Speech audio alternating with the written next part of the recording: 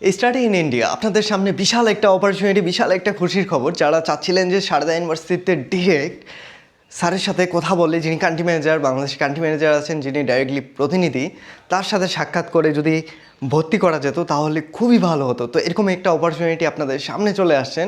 যিনি country manager Sarada ইউনিভার্সিটির এবং ডাইরেক্টর স্যার, তিনি বাংলাদেশে অবস্থান করতেছেন। যারা সরাসরি ইউনিভার্সিটির মাধ্যমেই ভর্তি হতে চাচ্ছেন, যে না কোনো এজেন্সি মাঝখানে রাখবো না, কোনো কনসালটেন্সি রাখবো না, অন ক্যাম্পাস সারদা ইউনিভার্সিটিতে কথাবার্তা বলে ডিরেক্টলি যদি ভর্তি করানো যেত তাহলে খুবই ভালো হতো।